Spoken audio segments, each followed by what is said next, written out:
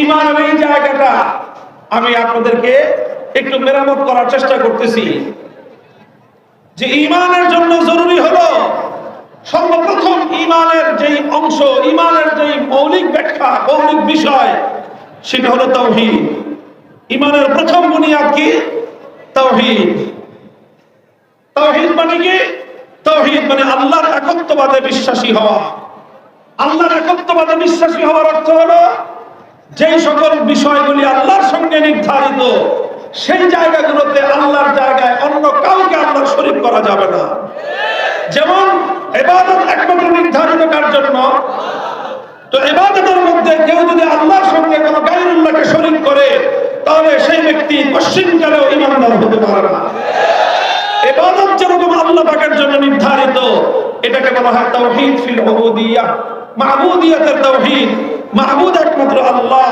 ঠিক ওরকম আরেকটা তাওহীদের অংশ রয়েছে, সেই তাওহীদকে বলা হয় তাওহীদ ফিল হাকিমিয়্যাহ, অর্থাৎ আইন তৈরি করবার চূড়ান্ত ক্ষমতা একমাত্র কার?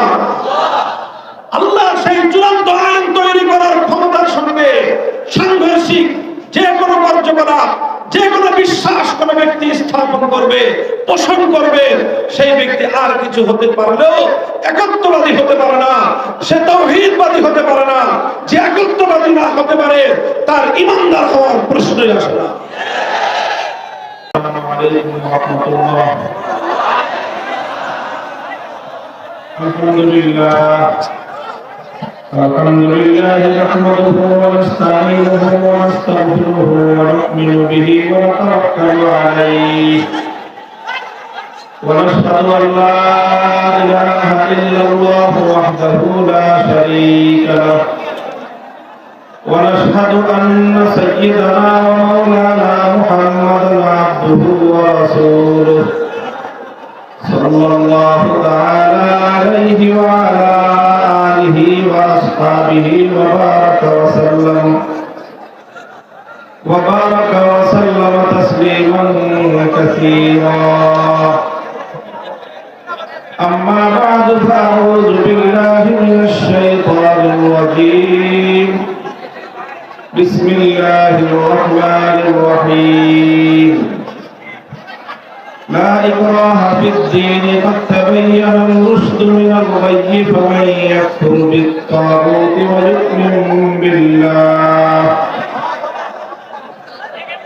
ويؤمن بالله فقد استمسك بالعروة الوثقى لا انفصام لها والله سميع عليم. بارك الله لنا ولكم في القرآن العظيم ونفعنا وإياكم بالآيات والذكر الحكيم. اللهم صل على محمد وعلى آل محمد كما صليت على إبراهيم وعلى آل إبراهيم إنك حميد مجيد. اللهم بارك على محمد وعلى آل محمد كما باركت على إبراهيم وعلى آل إبراهيم إنك حميد مجيد.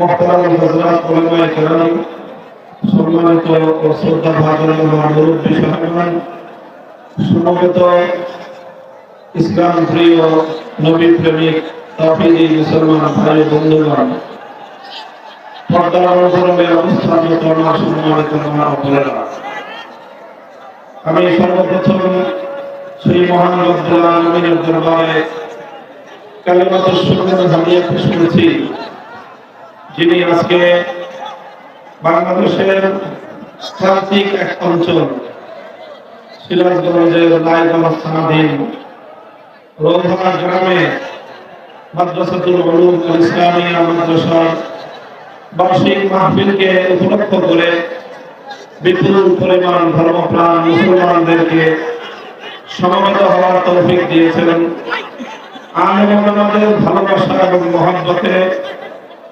লক্ষ মানুষের যে বাঁধ ভাঙার ঢল এবং স্রোত নেমেছে, এর মাধ্যমে ইসলাম এবং উলামায়ে কেরামের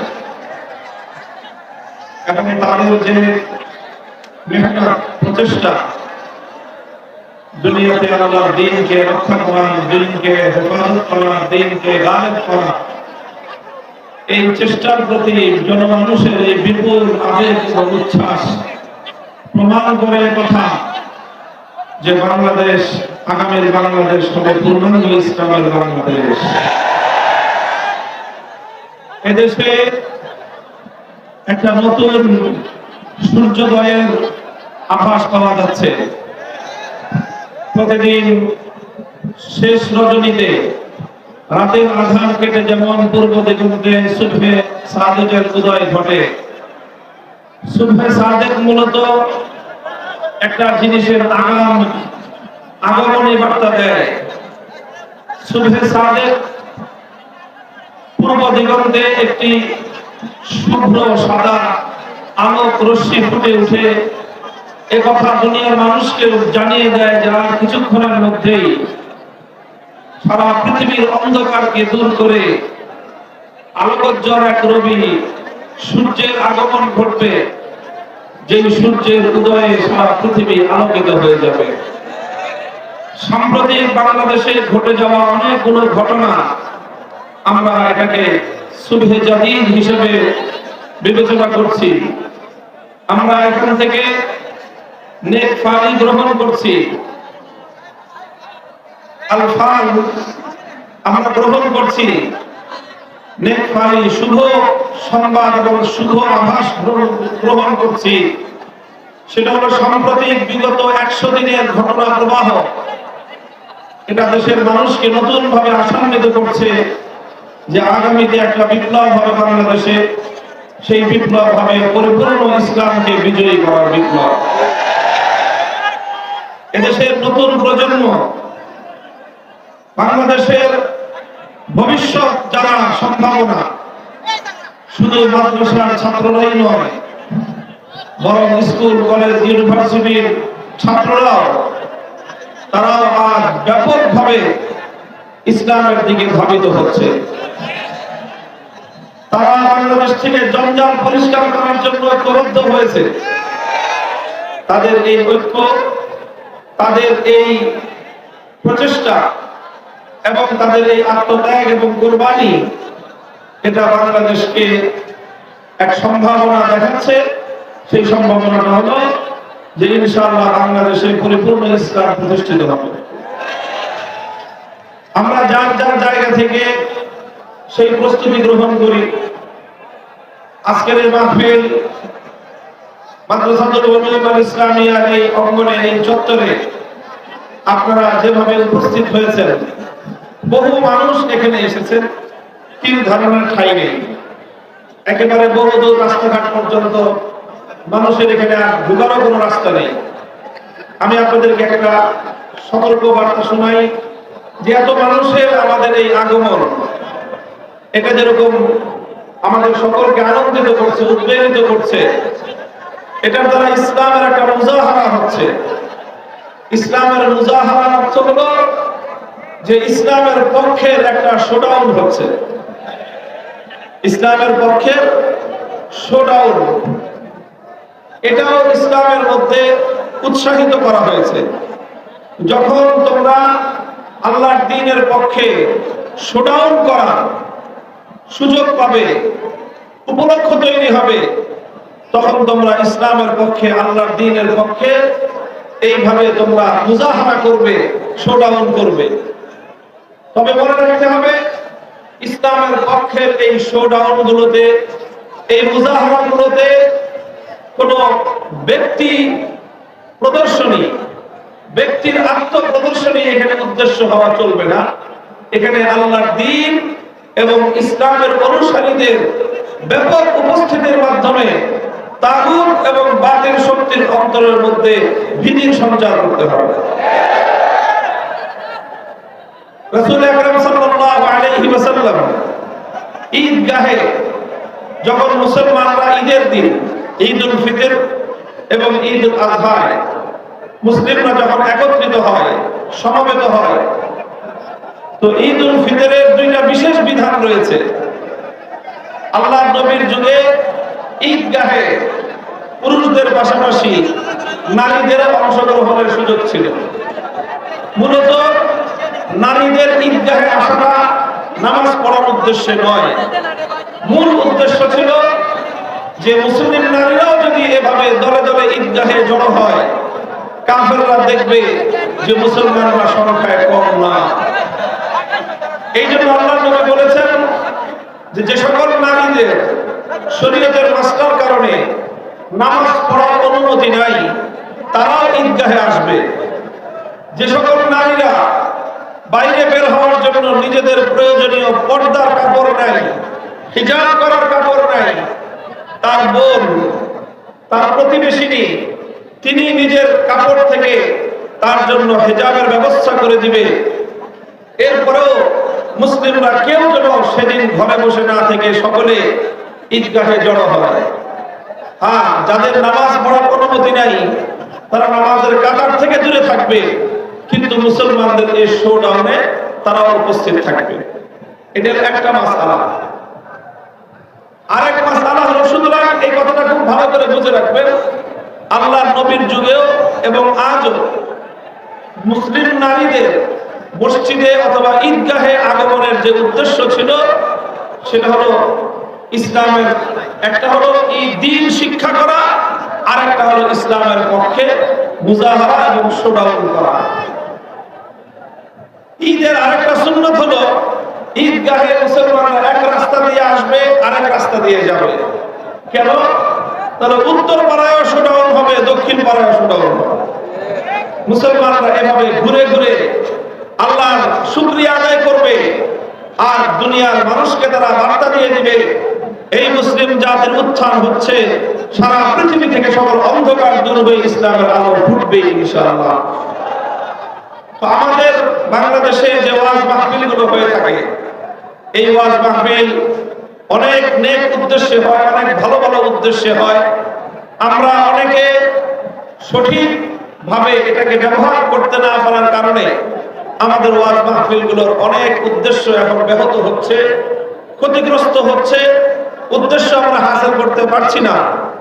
এই বিষয়ে উলামায়ে কেরাম এবং সমাজের যারা মাহফিলের আয়োজক তাদের সকলের আরো বেশি তৎপর এবং যত্নশীল হওয়া উচিত। তবে একটা জিনিস হচ্ছে, সেটা হলো মাহফিলগুলোকে কেন্দ্র করে ধর্মপ্রাণ মুসলমানদের ব্যাপকভাবে ইসলামিক একটা মুজাহারা, একটা শোডাউন হয়, আর এটাই সমস্ত ইসলাম বিদ্বেষী নাস্তিক মুরতাদদের অন্তরের মধ্যে জ্বালা এবং অন্তর্জ্বালা সৃষ্টি করে দেয়।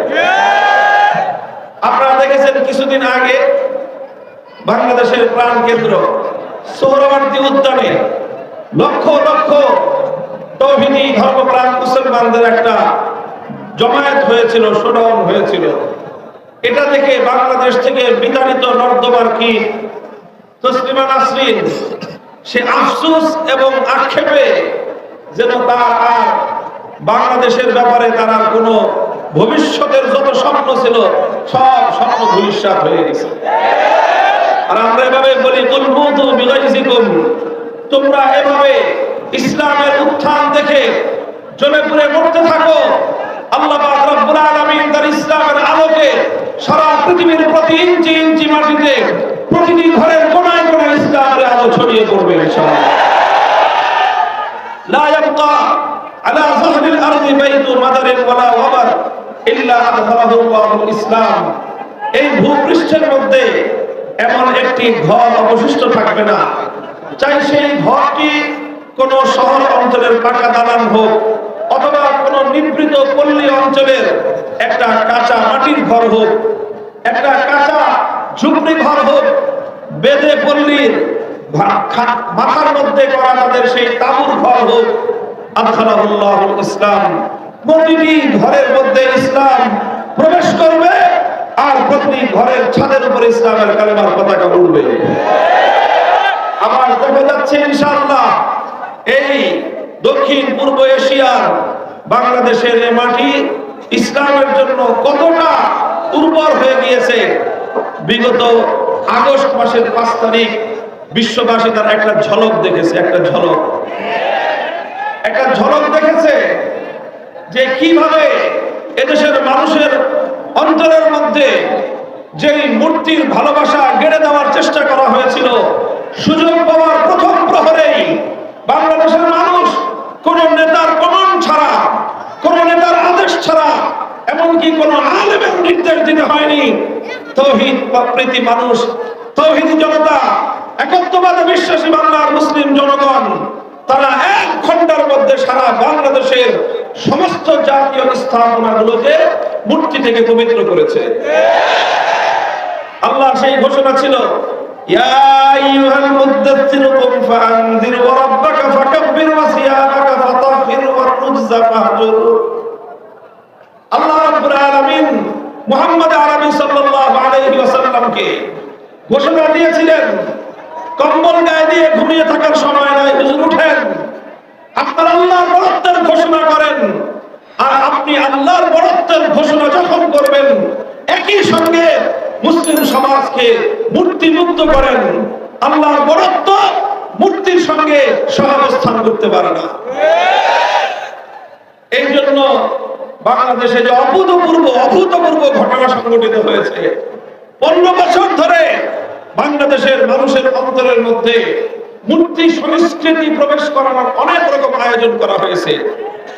পাঠ্যপুস্তকের মধ্যে মুসলমানদের বাচ্চারা যে পাঠ্যপুস্তক পড়বে, তার উপরে ভিতরে নানা জায়গায় প্রাসঙ্গিকভাবে অপ্রাসঙ্গিকভাবে মূর্তির ছবি দিয়ে দিয়ে মুসলিমদের কচি অন্তরের মধ্যে, শিশু কিশোরদের কচি অন্তরের মধ্যে মূর্তির প্রতি একটি সহনীয়তা সৃষ্টি করবার চেষ্টা করা হয়েছিল। বাংলাদেশের জেলায় জেলায় শুধু নয়, থানায় থানায়, বিভিন্ন জায়গায় জায়গায় এইভাবে মূর্তি স্থাপন করে মুসলমানদের মধ্যে মূর্তি সংস্কৃতির প্রতি যে একটা ক্ষোভ আর ঘৃণা রয়েছে, এই ঘৃণাটাকে লাঘব করার চেষ্টা করা হয়েছিল অত্যন্ত সূক্ষ্মভাবে। আলহামদুলিল্লাহ 15 বছর ধরে তারা চেষ্টা করেছে। 5ই আগস্টের 1 ঘন্টায় আল্লাহর নবী যেদিন মক্কা বিজয় করার পরে, মক্কা বিজয়ের 1 ঘন্টার মাথায় নবীজি যা করেছিলেন বাইতুল্লাহ শরীফের মধ্যে, আল্লাহর নবী বাইতুল্লাহর নগরকে, মক্কা শহরকে যেভাবে মূর্তি শূন্য করেছিলেন, এক একটা মূর্তির পেটের মধ্যে আল্লাহর নবী লাঠি দিয়ে আঘাত করে ভূপাতিত করেছেন। নবীজির কণ্ঠে উচ্চারিত হয়েছিল, জাল হাক্কু ওয়া যাহাকাল বাতিল ইন্নাল বাতিলা কানা যাহুকা। যখন হক এসেছে, বাতিল দূরীভূত হবে। তাওহীদ যখন এসেছে, মূর্তি সংস্কৃতি এই সমাজে আর থাকতে পারে না।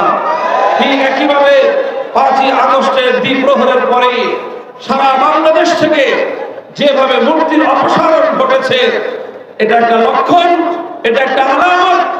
এই জাতির যারা সমাজ এবং রাষ্ট্র নিয়ে কাজ করতে চান, আমি আবার বলছি, যারা সমাজ এবং রাষ্ট্র নিয়ে কাজ করতে চান, বাংলাদেশের মানুষের পাল্স বুঝবার চেষ্টা করুন। এদেশের মানুষ এখন তাওহীদের ব্যাপারে অনেক সোচ্চার এবং অনেক সচেতন। তাওহীদ বিরোধী কোনো চেতনা বাংলাদেশের মাটিতে যদি কেউ প্রতিষ্ঠা করার চেষ্টা করেন, তার ভাস্কর্য যেমন বুড়িগঙ্গায় ভাসবে, সে সহ তার সকল সাঙ্গ পাঙ্গ বাংলার মাটি থেকে উচ্ছেদ হয়ে যাবে।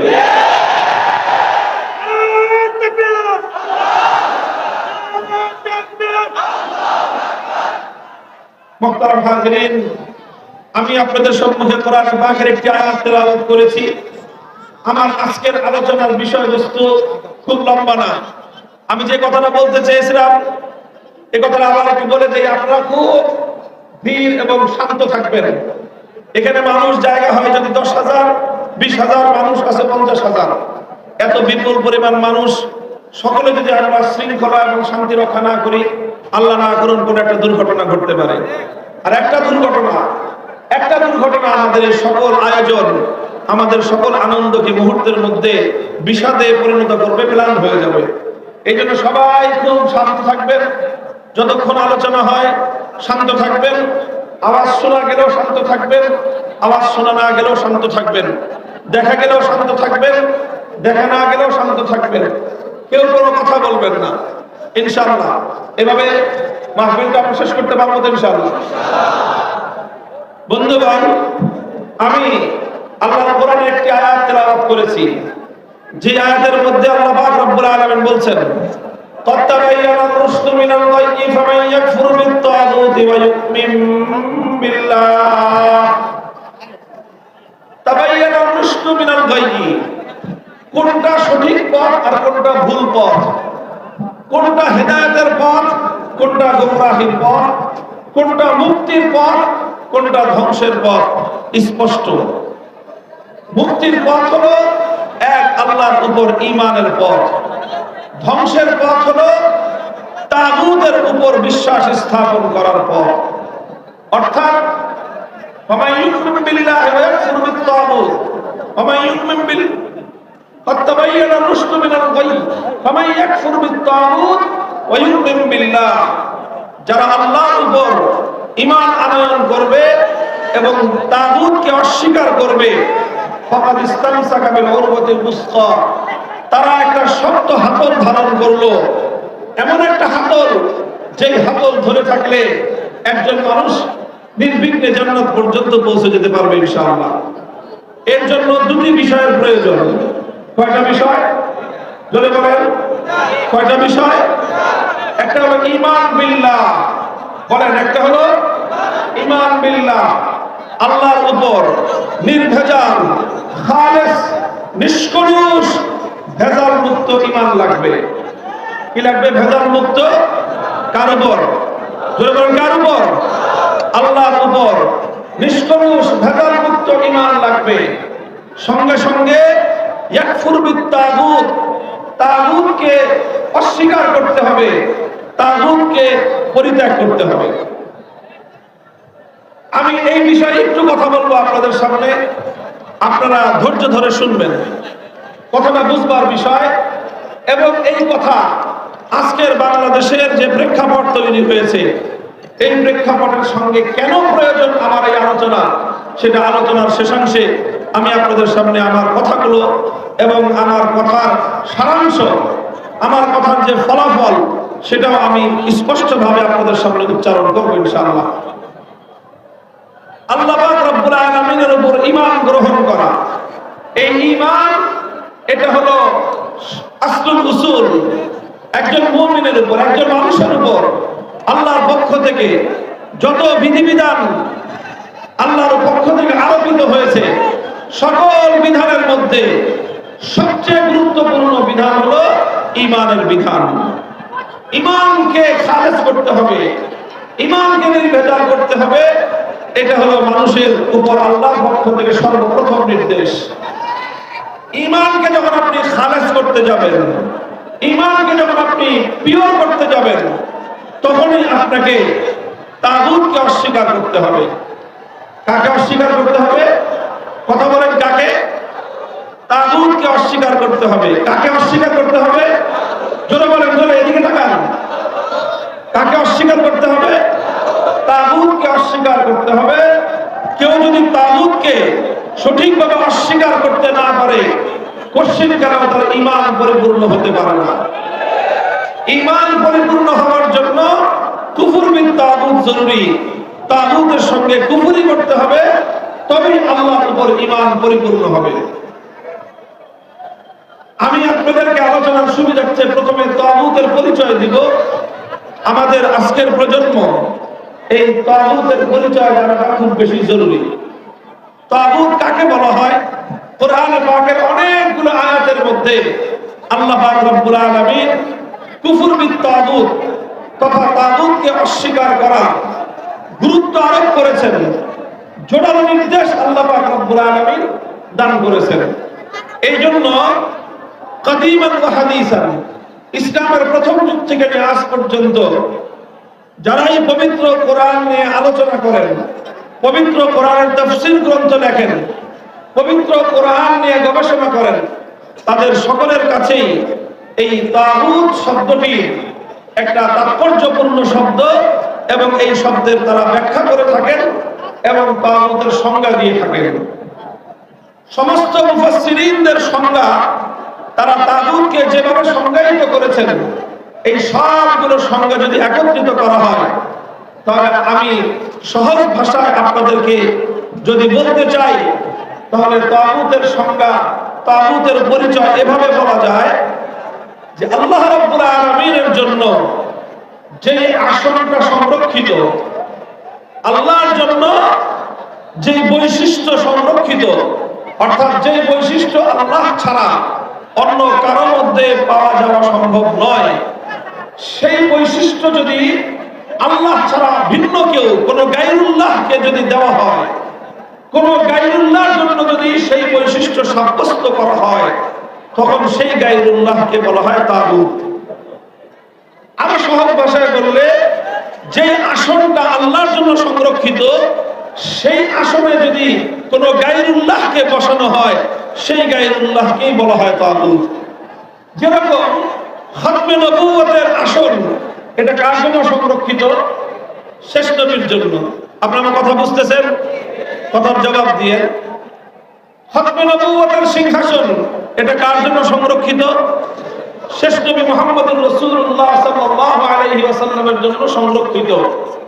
এখন শেষ নবীর পরে আর কেউ যদি নবুয়তের আসনে নিজেকে আসীন করে, তাহলে সেই নবী, সেই নামধারী নবী সত্য নবী না ভণ্ড নবী? সেই ব্যক্তি হলো ভণ্ড নবী। শেষ নবীর পরে কোনো নবী নাই। শেষ নবী কিয়ামত পর্যন্তের জন্য তিনি খতমে নবুয়তের সিংহাসনে আসীন। কাজেই খতমে নবুয়তের সিংহাসনে আখিরি নবী মুহাম্মদুর রাসূলুল্লাহ সাল্লাল্লাহু আলাইহি ওয়াসাল্লাম ছাড়া অন্য কেউ যদি বসতে চায়, সে যেরকম ভণ্ড নবী, মিথ্যা নবী, ঠিক ওইরকম ভাবে আল্লাহর জন্য যে আসন সংরক্ষিত, আল্লাহর আসনে যদি অন্য কোনো গায়রুল্লাহ বসতে চায়, তাহলে সেই গায়রুল্লাহকে বলা হয় তাগুত। সহজে দৃষ্টান্ত দিয়ে আমি বোঝাবার চেষ্টা করি। যেরকম ধরেন, ইবাদত করা হয়, কি করা হয়? এই ইবাদতের হকদার একমাত্র কে? সকল মানুষ জবাব দিবেন। ইবাদতের একমাত্র হকদার কে? ইবাদতের একমাত্র হকদার হলেন আল্লাহ। এখন ইবাদত যদি আল্লাহর জন্য না করে অন্য কোন গায়রুল্লাহর জন্য করা হয়, তাহলে সেই গায়রুল্লাহকে বলা হয় তাগুত। কারণ ইবাদতের প্রাপ্য, ইবাদতের হকদারের যে আসনটা, সেই আসন একমাত্র আল্লাহর জন্য সংরক্ষিত। সুতরাং ইবাদত পাওয়ার সেই আসনে আল্লাহ ছাড়া কেউ যদি কোনো গায়রুল্লাহকে বসায়, কোনো গায়রুল্লাহ যদি নিজে স্বেচ্ছায় বসে, অথবা অন্য কেউ বসানোর পরে সেই গায়রুল্লাহ যদি এতে সম্মত থাকে, তাহলে সেই গায়রুল্লাহকেই বলা হবে তাগুত। যেরকম আরো সুনির্দিষ্ট দৃষ্টান্ত দিলে, ইবাদতের একমাত্র উপযুক্ত কে বলেন? কেউ যদি আল্লাহর জায়গায় দুর্গাকে পূজা করে, তাহলে যে ইবাদত এক আল্লাহর জন্য নির্ধারিত ছিল, সে আল্লাহকে ইবাদত না করে দুর্গাকে পূজা করলো, তাহলে ইসলামের পরিভাষায় দুর্গাকে বলা হয় তাগুত। আল্লাহর স্থানে ইবাদত যদি দুর্গার না করে কেউ কালীর করে, সরস্বতীর করে, তাহলে এই সবগুলো হলো তাগুত। আল্লাহর নবীর যুগে লাত, মানাত, উজ্জা, হুবাল, এই সকল দেবদেবতার মানুষ পূজা করত। এই সকল দেবদেবতা ছিল সে যুগের তাগুত। আর এই যুগের তাগুত হলো এই জাতীয় যত দুর্গা, সরস্বতী, কালী, যে সকল মূর্তিগুলো মানুষ নিজের হাতে বানিয়ে মানুষ সেগুলোকে ইবাদত এবং পূজার আসনে বসিয়ে তাদের পূজা করে, তাদের ইবাদত করে, এগুলোকেই বলা হয় তাগুত। কথাটা বোঝা গেল? বুঝতে পেরেছেন আপনারা? আরেকটা দৃষ্টান্ত দেই যে আল্লাহর জন্য নির্ধারিত সংরক্ষিত আসনে যেই বসবে সেই তাগুত হবে। যেরকম ইবাদতের একমাত্র উপযুক্ত কে, ঠিক তদ্রূপ আইন তৈরি করা, কি বললাম? আইন তৈরি করা, বিধান তৈরি করা, সর্বোচ্চ ক্ষমতা একমাত্র কার? বিধান তৈরি করা প্রশ্নহীন ক্ষমতা একমাত্র কার? বিধান তৈরি করবার সার্বভৌম ক্ষমতা একমাত্র কার? সার্বভৌম ক্ষমতা হলো একমাত্র আল্লাহ। সার্বভৌম ক্ষমতার অর্থ কি? সর্বোচ্চ ক্ষমতার অর্থ কি? প্রশ্নহীন ক্ষমতা থাকার অর্থ হলো যে বিধান করার পরে বুঝে আসুক বা না আসুক প্রশ্ন করা যাবে না। বিধান করার পরে বুঝে আসুক বা না আসুক সেই বিধানকে বাতিল করা যাবে না। বিধান করার পরে সেই বিধান বুঝে আসুক বা না আসুক সেই বিধানকে কোনোভাবে কটাক্ষ করা যাবে না। এইরকম ভাবে সেই বিধানের বিকল্প কোনো বিধান দেওয়া যাবে না। এইরকম বিধান দেওয়া, আইন তৈরি করা সর্বোচ্চ ক্ষমতাকে বলা হয় সার্বভৌম ক্ষমতা। তাহলে আইন তৈরি করবা এরকম চূড়ান্ত আর প্রশ্নহীন ক্ষমতা একমাত্র কার? প্রশ্ন করতে পারেন, তাহলে মানুষ কি কোনো বিধান বা আইন তৈরি করতে পারবে না? হ্যাঁ, মানুষ পারবে, আইন বা বিধান তৈরি করতে পারবে। মানুষেরও আইন তৈরি করার এখতিয়ার আছে, ক্ষমতা আছে। তবে মানুষের ক্ষমতাটা সর্বোচ্চ ক্ষমতা নয়। মানুষের ক্ষমতাটা প্রশ্নহীন ক্ষমতা নয়। মানুষ আইন করতে পারবে কতদূর পর্যন্ত? মানুষ আইন করতে পারবে এমন ভাবে যেন মানুষের কোন তৈরি আইন আল্লাহর কোন আইনের বিপরীত না হয়। মানুষের যে কোনো আইন, যে কোনো বিধান আল্লাহর যে কোনো বিধানের বিপরীত হবে, সঙ্গে সঙ্গে মানুষের সেই বিধান বাতিল বলে গণ্য হবে। কাজেই বুঝেন কথা, এই জায়গাটা আমি এজন্য বলছি, কথা এজন্য বলছি, আমাদের সমাজে এক সমস্যা হলো যে ঘাও এক জায়গায়, পোড়া এক জায়গায়, মলম লাগায় আরেক জায়গায়, রোগীর রোগ এক জায়গায়, চিকিৎসা করে আরেক জায়গায়। প্রচুর ঘটে আমাদের দেশে। আল্লাহ পাক আমাদের দেশের চিকিৎসা ব্যবস্থাকে অভিশাপ থেকে মুক্তি দান করুন। রোগ একটা, ডাক্তার সাহেব অপারেশন করে তার বিশাল 4 লাখ টাকা 10 লাখ টাকার বিল ধরায় দিয়ে আরেক জায়গায় দিয়ে তাকে অপারেশন করা দিয়ে ছেড়ে দিছে। 3 দিন পরে দেখা যায় যে আবার যেই সেই। তাহলে রোগ যেখানে সেখানে চিকিৎসা না করে অন্যত্র যতই চিকিৎসা করা হোক রোগীর যেরকম কোনো কল্যাণ হবে না। সমস্যা যেখানে সেই জায়গাটা এড়িয়ে গিয়ে, সেই জায়গাটাকে বাদ দিয়ে অন্য জায়গায় আপনি যতই মালিশ করেন রোগীর কোনো উন্নতির সম্ভাবনা নাই। মুহতারাম হাজিরিন, মানুষ এই আল্লাহ পাক রব্বুল আলামিনের তাওহীদ, আল্লাহর একত্ববাদের মধ্যেই ব্যাপকভাবে মুসলিম সমাজের মধ্যে বিভ্রান্তি রয়েছে, গোমরাহি রয়েছে, পথভ্রষ্টতা রয়েছে, মানুষের ভুল ধারণা রয়েছে।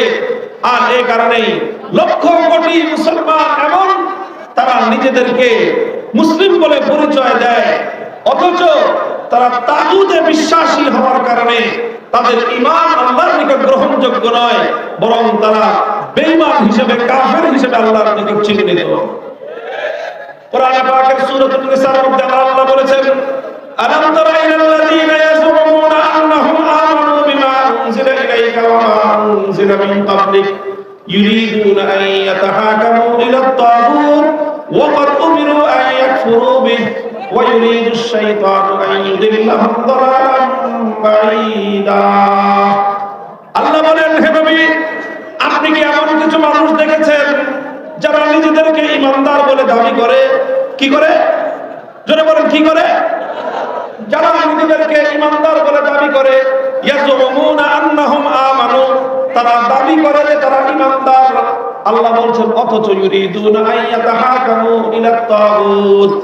আমরা আল্লাহ আশ্চর্য প্রকাশ করে বলেন, আশ্চর্য প্রকাশ করে আল্লাহ রাব্বুল আলামিন বলেন, যে ব্যক্তি নিজেকে ঈমানদার বলে দাবি করতে পারে সেই ব্যক্তি কশিনকালেও কোনো তাগুতের কাছে বিচার চাইতে পারে না। যে ব্যক্তি নিজেকে ঈমানদার বলে দাবি করবে, যে ব্যক্তি নিজেকে ঈমানদার বলে পরিচয় দিবে, সেই ব্যক্তি কশিনকালেও কোনো তাগুতের কাছে ফয়সালা চাইতে পারে না। সেই ব্যক্তি কোনোদিন কোনো তাগুতের কাছে বিচার প্রার্থী হতে পারে না। আর যে ব্যক্তি তাগুতের কাছে বিচার প্রার্থী হবে, যে ব্যক্তি তাগুতের বিধান মানবে, যে ব্যক্তি তাগুতের আইনকে মেনে নিবে, তাগুতের আইনকে যে ব্যক্তি শ্রদ্ধা করবে, তাগুতের আইনের উপর যে ব্যক্তি বিশ্বাস স্থাপন করবে, সে হাজি নাম ধারণ করতে পারে, গাজী নাম ধারণ করতে পারে, ডবল হাজি, ট্রিপল হাজি, চৌবল হাজি নাম ধারণ করতে পারে, কিন্তু ইমানদার হতে পারে না। এরকম বহু বেঈমান হাজি আছে আমাদের সমাজে।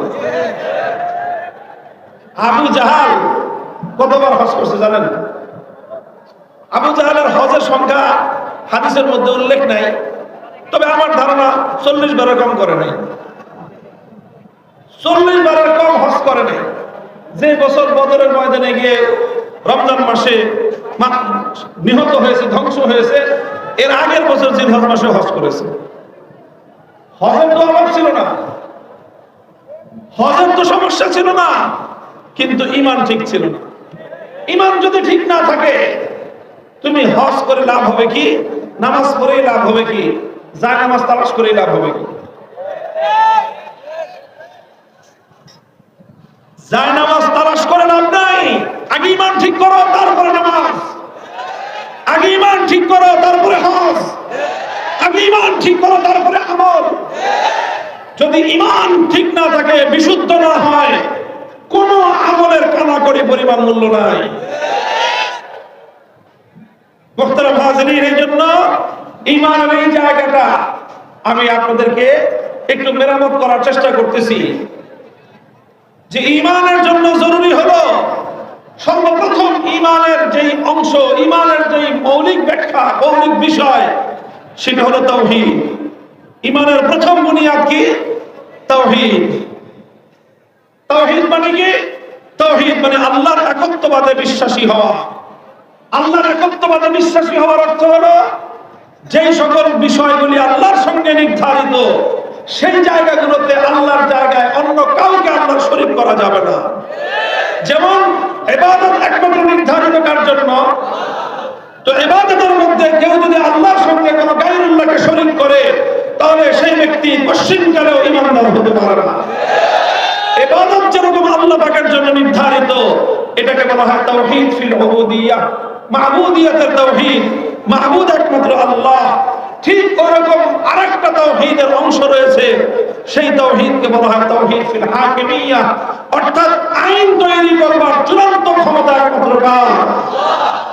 আল্লাহ। সেই চূড়ান্ত আইন তৈরি করার ক্ষমতার সঙ্গে সাংঘর্ষিক যে কোনো কার্যকলাপ, যে কোনো বিশ্বাস কোনো ব্যক্তি স্থাপন করবে, পোষণ করবে, সেই ব্যক্তি আর কিছু হতে পারলেও একত্ববাদী হতে পারে না, সে তাওহীদবাদী হতে পারে না। যে একত্ববাদী না হতে পারে, তার ঈমানদার হওয়ার প্রশ্নই আসে না। তাহলে তাগুত বুঝে আসলো। তাগুত বলা হয় ওই গায়রুল্লাহকে, যে গায়রুল্লাহ আল্লাহর আসনে, আল্লাহর স্থানে বসে। যেরকম যে সমস্ত দেবদেবতাকে পূজা করা হয়, যে ইবাদত এক আল্লাহর জন্য করার কথা ছিল, সেই ইবাদতের জায়গায় মূর্তিকে বসানো হলে সেই মূর্তিকে বলা হয় তাগুত।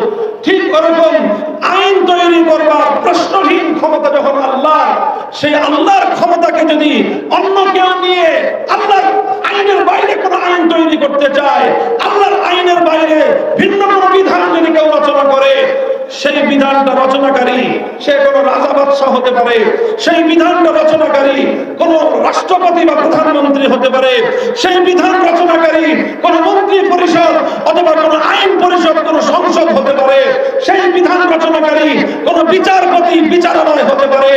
মনে রাখবেন, আল্লাহর আইনের বিরুদ্ধে গিয়ে যারাই আইন করবে, যেই বাদশাহ আইন করবে, যেই রাজা আইন করবে, যেই রাষ্ট্রপতি আইন করবে, যেই প্রধানমন্ত্রী আইন করবে, যেই মন্ত্রী পরিষদ আইন করবে, যেই বিচারপতি আইন করবে, যেই সংসদ আইন করবে, সবগুলো শুধু বেঈমান আর মুশরিক নয়, বরং তারা হলো সব তাগুত।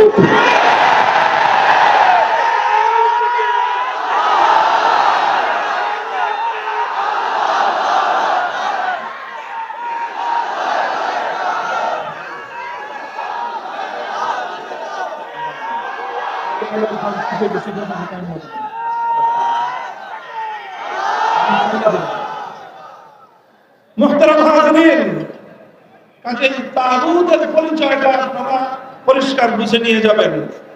আমি আলোচনা করে দিলাম মৌলিক আলোচনা। যারা বুঝেছেন, কারো যদি অস্পষ্টতা থাকে, যেতে যেতে আবার রাস্তায় যেতে যেতে আমরা ছাত্রদেরকে বলি তাকরার করবা, রিভিশন দিবেন। কি দিবেন? কি দিবেন? এটা হলো আজকের আপনাদের সবক যে তাগুত কাকে বলা হয়।